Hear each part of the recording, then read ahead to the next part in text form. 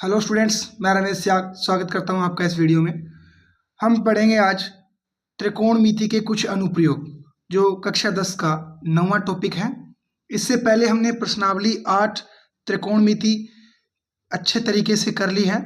इसमें आपको last video का जो लिंक है वो डिस्क्रिप्शन बॉक्स में मिल जाएगा। तो जिस विद्यार्थी को इससे पहले वाला वीडियो देखना हो वो चैनल पे जाके देख सकता है। आज हम पढ़ेंगे त्रिकोणमिति के कुछ अनुप्रयोग। इस प्रश्नावली में आपको जो इससे पहले वाली प्रश्नावली थी, 8वीं प्रश्नावली, उसी का प्रयोग करना है। किसी मीनार की ऊंचाई या किसी भवन की ऊंचाई या किसी झूले की, पतंग की, इस प्रकार अनेक प्रकार की जो ऊंचाइयां हैं या दूरी है वो ज्ञात करनी है त्रिकोणमिति की मदद से। जो 6 अनुपात हमने पढ़े थे उन्हीं अनुपातों की मदद से दूरी, ऊंचाई ज्ञात करनी है। इसमें 4 चीजें हमें काम में आएगी। वो पहली है दृष्टि रेखा और क्षैतिज स्तर, उन्नयन कोण, अवनमन कोण। दृष्टि रेखा क्या होती है?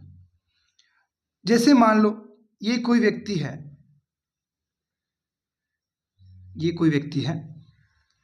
ये इसकी आंखें हैं, ये कोई वस्तु को देखता है, किसी भी वस्तु को देखता है। जैसे यहाँ पे कोई पतंग उड़ रही है, इस पतंग को ये देखता है, तो इसकी आंखों से लेकर जो ये पतंग तक की दूरी है, जो एक रेखा बन रही है, जो इसकी दृष्टि से एक प्रास बन रही है, वो क्या होती है? वो होती है दृष्टि रेखा। ये होती है दृष्टि रेखा। और इसकी आंखों से सीधी बिल्कुल एकदम सामने ये क्या होता है? ये होता है क्षैतिज स्तर। ये होता है क्षैतिज स्तर। यानी जो व्यक्ति खड़ा है, इसकी आंखों के बिल्कुल सामने जो एक सीधी रेखा बन रही है, वस्तु कहीं ऊपर है लेकिन उसकी निगाहों यानी जो आंखें हैं इनके लेवल में जो एक सीधी रेखा बनेगी, वो रेखा क्या होगी? वो क्षैतिज स्तर होगी। और जो रेखा वस्तु से उसकी आंखों तक बनेगी वो क्या होगी? दृष्टि रेखा होगी। अब आते हैं अपने, ये हो गया उन्नयन कोण। उन्नयन कोण जब व्यक्ति से वस्तु ऊपर होगी, यानी आंखों के स्तर से वस्तु ऊपर होगी, तो बनने वाला कोण क्या होगा? उन्नयन कोण होगा। उन्नयन कोण। और अगर व्यक्ति, जैसे यहाँ पे कोई व्यक्ति खड़ा है, ये अपने से नीचे की वस्तु देखता है, जैसे कोई बालकनी पे खड़ा होके या किसी भी छत पे खड़ा होके कोई नीचे की वस्तु अगर व्यक्ति देखता है, यानी यहाँ पे कोई वस्तु है, तो इधर बनने वाली रेखा ये हो गई दृष्टि रेखा।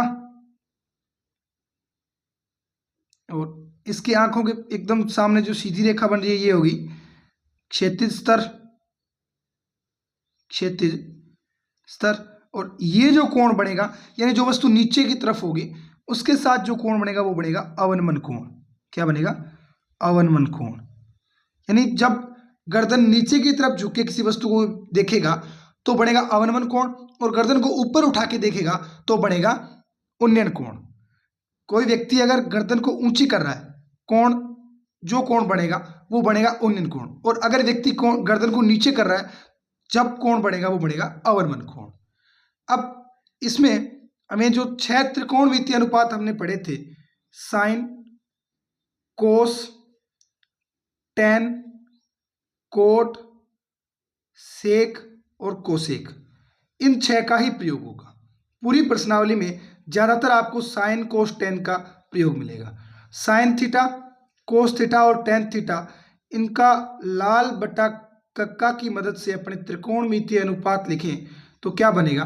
साइन का L बटे के, कोस का A बटे के और टेन का L बटे A।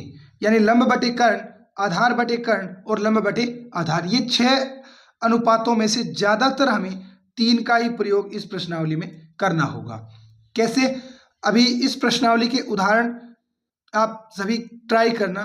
कोई उदाहरण नहीं हो पाता है तो कमेंट बॉक्स में उदाहरण नंबर लिख देना, नेक्स्ट वीडियो में वो उदाहरण करवा दिया जाएगा। आज हम शुरू करेंगे 9.1 के प्रश्न। देखते हैं पहला प्रश्न कैसे करते हैं जो त्रिकोणमितीय अनुपातों की मदद से किसी मीनार की ऊंचाई या फिर किसी भी रस्सी की लंबाई, पतंग की ऊंचाई कैसे ज्ञात कर पाते हैं, देखते हैं। पहला प्रश्न है 9.1 का। प्रश्न नंबर 1, सर्कस का एक कलाकार, सर्कस का कोई एक कलाकार है, वो एक 20 मीटर लंबी डोर पर चढ़ रहा है। डोर की लंबाई कितनी है? 20 मीटर, जो अच्छी तरह से तनी हुई है, एकदम बिल्कुल खींच के बांधी हुई है, उसमें किसी भी प्रकार की कोई ढाल नहीं है और भूमि पर सीधे लगे खंबे के शिखर से बंधा हुआ है। कोई खंबा रोक के उसके शिखर पे बांध के बिल्कुल एकदम खींच के बांधी हुई है, उस पर वो सर्कस वाला कलाकार चढ़ रहा है। यदि भूमि स्तर के साथ डोर द्वारा बनाया गया कोण 30 डिग्री है तो खंबे की ऊंचाई ज्ञात कीजिए। इस प्रश्नावली में आपका पहला इंपॉर्टेंट काम है वो है चित्र बनाना, यानी आपको एक डायग्राम बनाना है। अगर डायग्राम अच्छे से बन गया तो पूरी प्रश्नावली में किसी भी प्रकार की कोई भी समस्या नहीं होगी। तो सबसे पहले अपने इस प्रश्न से चित्र बनाते हैं, कैसे बनेगा। प्रश्न नंबर 1, प्रश्न संख्या 1 दिया क्या गया है?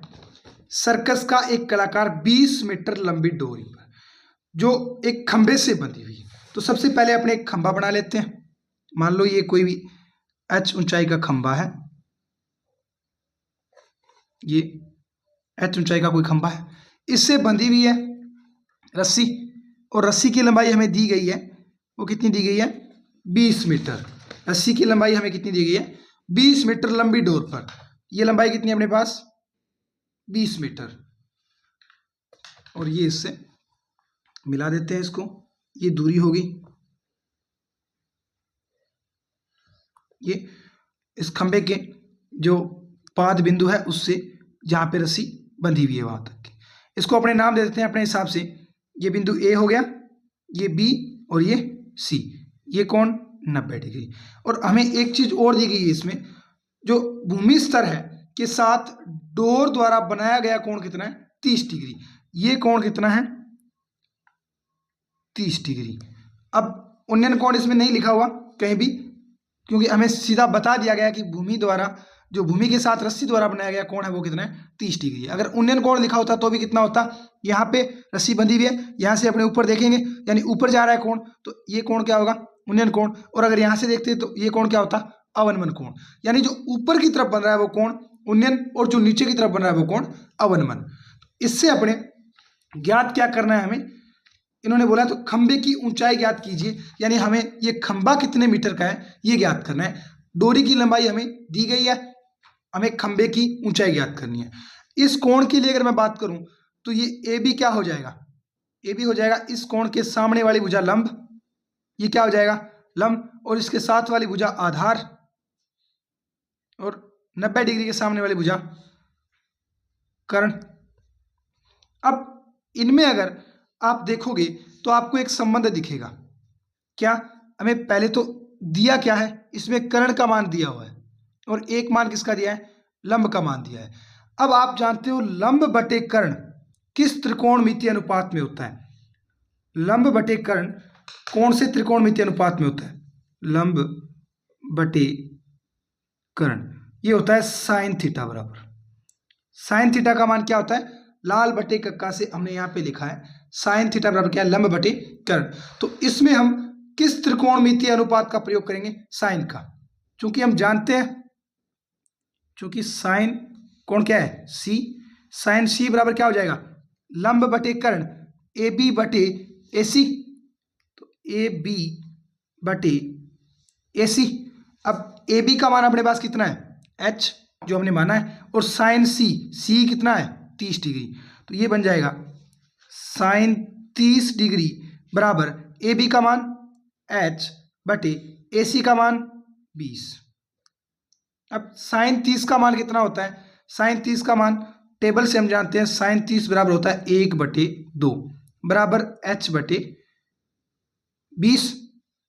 अब ये 20 इधर भाग में है, दूसरी साइड किस में जाएगा? गुणा में, यानी अपने पास बन जाएगा h बराबर 1/2 गुणा 20।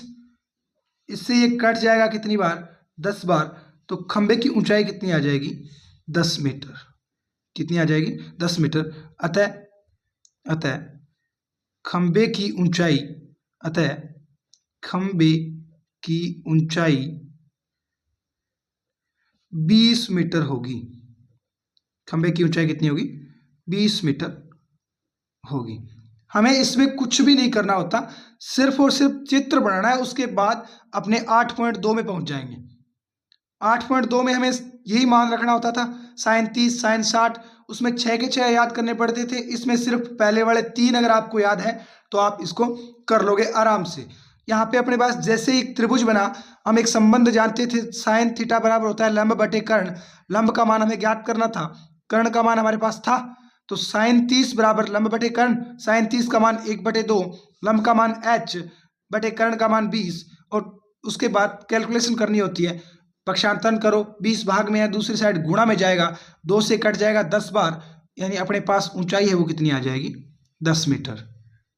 ये अपना आंसर हो जाएगा। पढ़ते हैं प्रश्न नंबर 2, आप स्क्रीनशॉट ले सकते हो इसका। प्रश्न नंबर 1 बहुत छोटे छोटे प्रश्न है, एकदम आसान प्रश्नावली है, और यही एक स्कोरिंग प्रश्नावली है। त्रिकोणमिति जितनी इंपॉर्टेंट है उससे ज्यादा ये प्रश्नावली इंपॉर्टेंट है, क्योंकि इससे एक प्रश्न आता है अच्छे नंबरों का। ये प्रश्नावली आपके रिजल्ट को बेहतर बनाती है। प्रश्न संख्या 2, प्रश्न नंबर 2 में कहा गया है, आंधी आने से एक पेड़ टूट जाता है। आंधी आती है और एक पेड़ टूट जाता है, और टूटा हुआ भाग इस तरह मुड़ जाता है कि जो भाग टूटता है, जैसे ये पेन है, इससे अगर यहाँ तक ये लंबाई है इसकी, यहाँ तक, और अगर यहाँ से ये टूटेगी तो ऐसे गिरेगी नीचे, ऐसे गिरेगी, तो ये इस प्रकार पेड़ टूटता है और नीचे गिरता है। इस तरह मुड़ जाता है कि पेड़ का शिखर जमीन को छूने लगता है, यानी इस प्रकार से टूटता है कि जो टूटा हुआ भाग है वो मुड़ के जमीन को छू रहा है, और इसके साथ 30 डिग्री का कोण बनाता है। यानी जमीन के साथ क्या बनाता है? 30 डिग्री का कोण बनाता है। पेड़ के पाद बिंदु की दूरी जहां पेड़ का शिखर जमीन को छूता है 8 मीटर है। यानी जहां जमीन को छू रहा है वहां से लेके पेड़ की जो जड़ है वहां तक 8 मीटर दूरी है। तो पेड़ की ऊंचाई ज्ञात कीजिए। सबसे पहले अपना काम चित्र बनाएंगे, तो बनाते हैं चित्र। प्रश्न नंबर 2, प्रश्न संख्या 2। सबसे पहले पेड़ बना लेते हैं कुछ ऊंचाई का। ये अपना पेड़ हो गया, ये पूरा पेड़ है। मान लेते हैं यहां से पेड़ टूट जाता है, ये कोई बिंदु, ये ए हो गया, ये बी कर लो, और यहां से ये कुछ भी मान लो, ऊपर और जा रहा है ऐसे मान लो, ये यहाँ पे डी हो जाएगा, और इधर ये पेड़ टूट के जमीन को छूता है।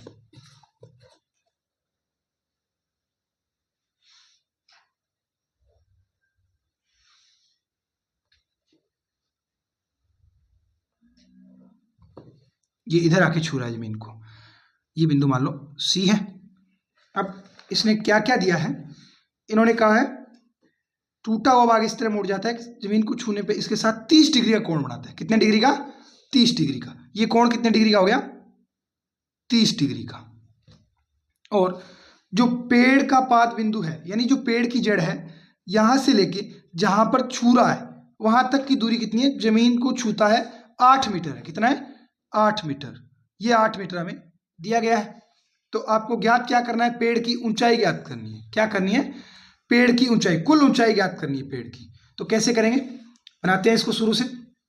सबसे पहले जो दिया गया है उसकी मदद से अपने बना लेते हैं कौन कौन सा आधार बन रहा है, कौन सा कर्ण बन रहा है और कौन सा लंब बन रहा है।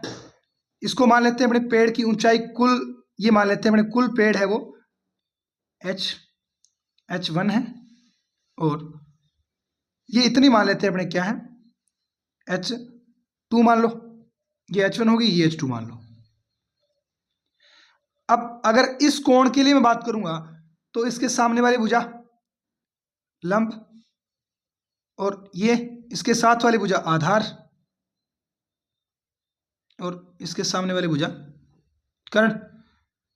अब हमें जो चीज निकालनी है, पहले अपनी इतनी ऊंचाई ज्ञात कर लेते हैं, उसके बाद ये ज्ञात कर लेंगे, और जितना भी आएगा इसके ऊपर इसको और इसको जोड़ देंगे ताकि अपने पास पूरे पेड़ की ऊंचाई है वो आ जाएगी। तो सबसे पहले अपने ये ज्ञात करते हैं। अब इसमें अगर आप देखोगे कोण सी के लिए अपने पास लंब का मान है और आधार का मान है, और लंब बटे आधार, लंब बटे आधार अगर बात करें तो लंब बटे आधार क्या होता है? Tan theta. लंब बटे आधार किसका सूत्र होता है? टेन थीटा का। अब अपने पास कोण कितने डिग्री का है? कोण सी है, यानी बन क्या जाएगा? टेन सी बराबर लंब कितना है? ए बी बटे आधार कितना है? ए सी, यानी सी 30 डिग्री है, सी की जगह 30 डिग्री, यानी टेन 30 डिग्री बराबर ए बी का मान H2 बटे इसका मान ए सी का मान 8 मीटर। अब टेन 30 का मान हम टेबल से जानते हैं कितना होता है? टेन 30 बराबर होता है 1/√3। कितना होता है? टेन 30 का मान होता है 1/√3। तो ये मान रख देते हैं अपने 1/√3 बराबर H2/8। अब H2 को अपने एक साइड रखना क्योंकि हमें तो यही दूरी चाहिए। तो H2 बराबर क्या बन जाएगा? H2 बराबर, ये भाग में है, गुणा में चला जाएगा तो अपने पास बन जाएगा 8/√3। अब बटे वाले √3 को अपने को हटाना है, बटे में पूरी संख्या लेके आनी है। तो क्या मैं ऊपर नीचे दोनों तरफ √3 का गुणा कर दूं? क्योंकि जैसे ही √3 के साथ गुणा करेंगे तो √3 गुणा √3 अपने पास 3 बन जाएगा, बटे में रूट की संख्या हट जाएगी, बटे में एक पूर्ण संख्या आ जाएगी। तो अंश व हर को लिख दो, अंश व हर को √3 से गुणा करने पर, √3 से गुणा करने पर तो गुणा करने पे क्या बनेगा? H2 बराबर बन जाएगा, H2 बराबर 8/√3 गुणा √3 गुणा बटे में √3।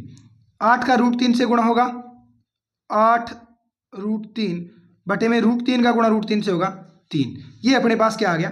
H2 का मान आ गया। H2 बराबर आ गया अपने पास 8√3/3। ये अपने पास है H2 का मान।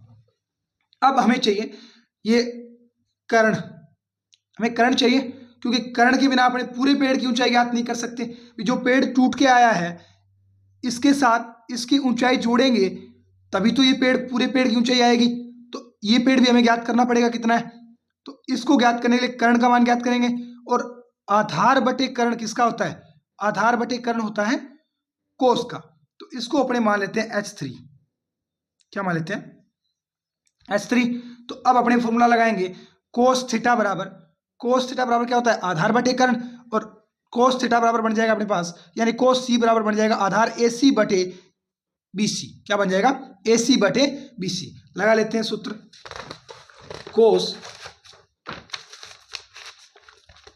कोस 30 बराबर बन जाएगा अपने पास, इससे बन जाएगा कोस C बराबर होता है AC बटे BC, आधार बटे कर्ण, और C का मान कितना है? यानी कोस 30 डिग्री बराबर AC का मान अपने पास दिया हुआ है कितना? 8। BC का मान हमें ज्ञात करना है, तो जो हमने माना कितना है? H3। यानी H3 हमने इसका मान, यानी आधार बटे कर्ण, आधार 8 और कर्ण H3 हमने माना हुआ है। अब कोस 30 का मान हम जानते हैं कितना होता है? कोस 30 बराबर होगा √3/2 बराबर 8/H3। वज्र गुणा करेंगे, ये इसके साथ गुणा, ये इधर और ये बटे में आ जाएगा। यानी अपने पास बनेगा क्या? √3 गुणा H3 बराबर 8 गुणा 2। ये इधर गुणा में है, दूसरी साइड किस में आएगा? भाग में। यानी H3 बराबर क्या बनेगा? 8 गुणा 2 16 बटे में √3।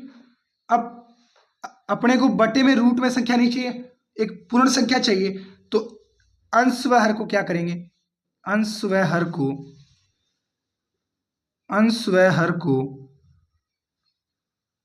√3 से गुणा करने पर, √3 से गुणा करने पर गुणा करेंगे तो h3 बराबर बन जाएगा 16/√3 गुणा में √3 बटे √3। गुणा करेंगे √3 का गुणा √3 से करेंगे तो 3 बन जाएगा, और ऊपर अपने पास क्या है 16√3 बटे √3 का गुणा √3 से 3, तो h3 कितना बन जाएगा अपने पास 16√3 बटे √3। अब हमें अगर पूछे जाए भी पेड़ जो बचा हुआ है यानी जो जमीन पे खड़ा है उसकी ऊंचाई कितनी है, तो वो तो अपने पहले निकाली 8√3 बटे 3, और जो भाग टूट गया है उसकी कितनी आ गई 16√3 बटे 3। कुल लंबाई अगर निकालनी होगी यानी कुल लंबाई जो पेड़ की है यानी पेड़ की कुल ऊंचाई कितनी हो जाएगी, कुल ऊंचाई कितनी हो जाएगी वृक्ष की कुल ऊंचाई, वृक्ष की कुल ऊंचाई कितनी हो जाएगी h1 बराबर क्या हो जाएगा h2 प्लस h3, यानी h1 बराबर 8√3 बटे 3 प्लस 16√3 बटे 3, एलसीएम आ जाएगा 3, एलसीएम कितना आएगा 3, और भाग देंगे एक बार जाएगा और गुणा करेंगे तो ये कितना आएगा 8√3 प्लस इधर कितना आएगा 16√3, जोड़ेंगे 8√3 में 16√3 जोड़ेंगे तो अपने पास कितना बन जाएगा 24√3, यानी h1 बराबर कितना आ जाएगा 24√3 बटे 3, और 24 में 3 का भाग देंगे तो h1 बराबर क्या बन जाएगा 8√3। ये पेड़ की कुल लंबाई आ गई, जो पेड़ की कुल ऊंचाई है वो कितनी हो जाएगी 8√3। हमें पेड़ की कुल ऊंचाई चाहिए थी, वो कितनी आ गई 8√3। अब अगर √3 का मान आप रखते हो इसमें आगे और जैसे पॉइंट पूरा मान निकालना चाहते हो मीटर में, तो ये √3 बराबर होता है 1.732, ये मान इसके साथ रखना चाहो तो ये बन जाएगा h1 बराबर 8 गुणा 1.732, ये लगभग में आएगी, और इसका गुणा करोगे तो आपके पास बनेगा 8 8 2 16, 16 का 6, असिल लगी 1, 8 3 24 और 1 25, 8 3 24 और 1 25, असल लगी 2, 8 7 56 और 2 58, असल लगी 5, 8 1 8 और 5 13, और 3 के बाद दशमलव तो कितना बन जाएगा, ये लगभग आएगा, ये लगभग आएगा कितना आ जाएगा 13.856 मीटर। ये आगे ब्रैकेट में लिख देना लगभग, क्योंकि ये मान फिक्स नहीं, इसका यहीं जाके रुक नहीं जाता, ये आगे और होता है, तो ये लगभग आएगा। ये अपना मीटर में आंसर हो गया। अब देखते हैं अपने नेक्स्ट नंबर 3, प्रश्न नंबर 3 में हमें क्या दिया गया है। प्रश्न नंबर 3, एक ठेकेदार बच्चों को खेलने के लिए एक पार्क में 2 फिसलन पट्टी लगाना चाहती है। कोई एक ठेकेदार है, वो बच्चों को पार्क में एक सुविधा फिसलन पट्टी की देना चाहता है और वो 2 लगाना चाहता है। एक पहली फिसलन पट्टी है 5 वर्ष से कम वाले बच्चों के लिए, वो ऐसी है कि उसका शिखर है वो 1.5 मीटर ऊंचाई पे होना चाहिए, यानी वो कम ऊंची होनी चाहिए और भूमि के साथ 30 डिग्री कोण पर झुका हुआ हो। यानी जो फिसलन पट्टी है वो 1.5 मीटर ऊंची होनी चाहिए और भूमि के साथ 30 डिग्री के कोण पे झुकी होनी चाहिए, यानी वो थोड़ी टेढ़ी ज्यादा होनी चाहिए। और दूसरी है वो उससे अधिक उम्र वालों के लिए है, वो जमीन से 30 मीटर ऊंची, यानी 5 से अधिक जो बड़े बच्चे हैं उनके लिए वो जमीन से 3 मीटर की ऊंचाई पे, और उसका कोण कितना होगा 60 डिग्री का। तो प्रत्येक स्थिति के लिए आपको फिसलन पट्टी की जो है ऊंचाई ये लंबाई ज्ञात करनी है, कितने कितने मीटर की होगी। पहले अपने चित्र बना लेते हैं पहली स्थिति के लिए। पहली स्थिति क्या है 5 वर्ष से कम बच्चों वालों की।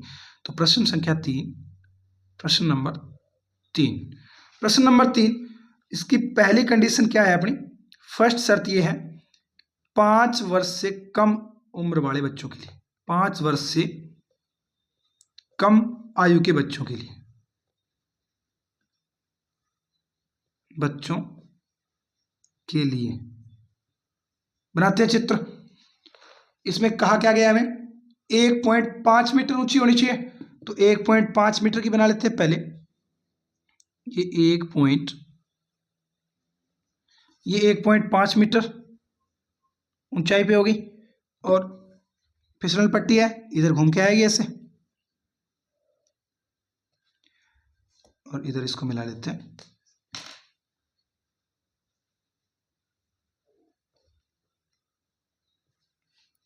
ये कोण कितने डिग्री का है? 30 डिग्री का है। ये बिंदु मान लेते हैं ए, ये बी और ये सी। अब हमें ये ऊंचाई, ये जो लंबाई है ना इसकी, ये फिसलन पट्टी की लंबाई ज्ञात करनी है। तो मान लेते हैं ये लंबाई कितनी है? L1। छोटे बड़े बच्चों की है ये, तो ज्ञात कर लेते हैं। कैसे करेंगे? अपने पास इस कोण के लिए लंब का मान दिया है और कर्ण का मान हमें ज्ञात करना है। तो हम लंब बटे कर्ण का संबंध जानते हैं, किससे होता है? लंब बटे कर्ण। लंब बटे कर्ण किसका होता है? साइन थीटा का। अतः अपने कह सकते हैं कि साइन सी बराबर क्या हो जाएगा? साइन सी बराबर लंब क्या है? ए बी बटे कर्ण क्या है? B C. और सी का मान कितना दिया है? कोण कितना दिया गया है? 30 डिग्री। तो साइन 30 बराबर क्या बन जाएगा? ए बी का मान कितना है? 1.5 बटे बी सी का मान कितना है? हमने माना है L1। अब हमें साइन 30 का मान कितना होता है? 1/2।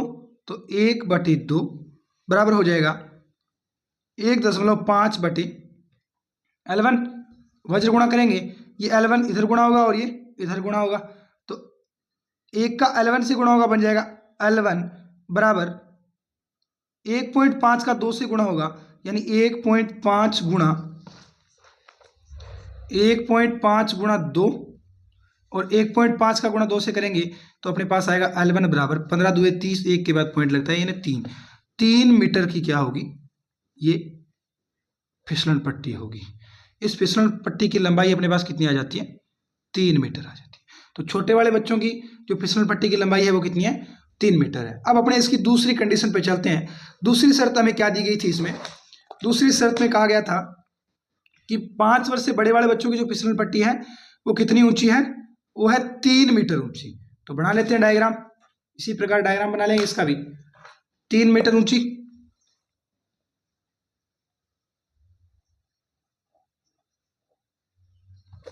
ये ऊंची कितनी है? 3 मीटर। और कोण कितने डिग्री का बना रही है? 60 डिग्री का। जितना कोण अधिक होता है उतना बिंदु पास में होगा।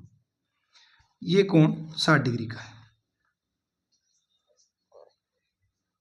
60 डिग्री। और इसमें भी हमें क्या करना है? ये सेकंड कंडीशन के अनुसार है, सेकंड शर्त है, जो 5 वर्ष से अधिक बच्चों की, 5 वर्ष से अधिक, इसमें भी हमें क्या करना है? मान लेते हैं इसको ए बी सी। इसमें भी हमें क्या ज्ञात करनी है? ये मान लेते हैं अपने L2 है लंबाई, जो फिसलन पट्टी है इसकी लंबाई ज्ञात करनी है। अब इसमें भी अपने पास इस कोण की बात की गई है, तो इसके लिए लंब बटे कर्ण तो रख देते हैं। जानते हैं लंब बटे कर्ण,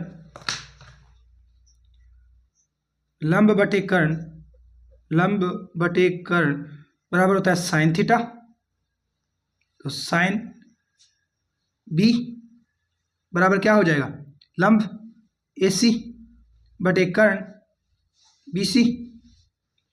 साइन बी का मान कितना है? 60 डिग्री, यानी साइन 60 डिग्री बराबर AC का मान कितना है? 3 बटे कितना माना हमने? L2। साइन 60 का मान हम जानते हैं कितना होता है? साइन 60 बराबर होता है √3/2। √3/2 बराबर 3/L2। वज्र गुणा करेंगे, अपने पास बन जाएगा √3 गुणा L2 बराबर 3 गुणा 2, यानी अपने पास आएगा क्या? अगर इसका गुणा इससे करेंगे तो 3 दूए 6 और ये √3 इधर गुणा में इस साइड आ जाएगा भाग में, यानी L2 बराबर बन जाएगा अपने पास 6/√3।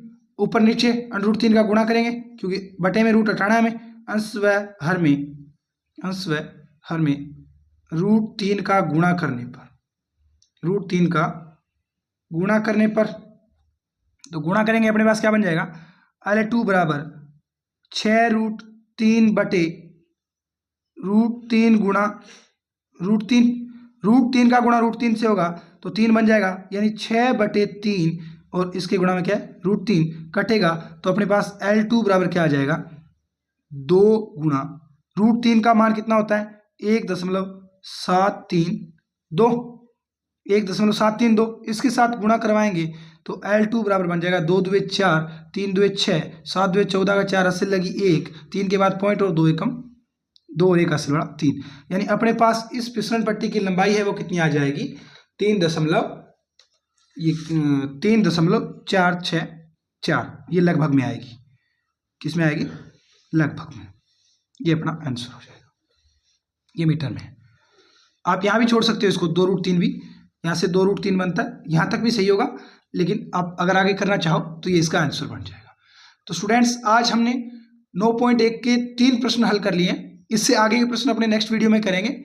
और 9 पॉइंट ये जो 9वीं प्रश्नावली है इसका बेसिक, कौन सा कोण अवनमन होता है, कौन सा उन्नयन होता है, कौन सा दृष्टि क्षेत्र होता है और कौन सा क्षैतिज क्षेत्र होता है, इसके बारे में हमने जाना। मिलते हैं नेक्स्ट वीडियो में। जय हिंद, जय भारत, धन्यवाद।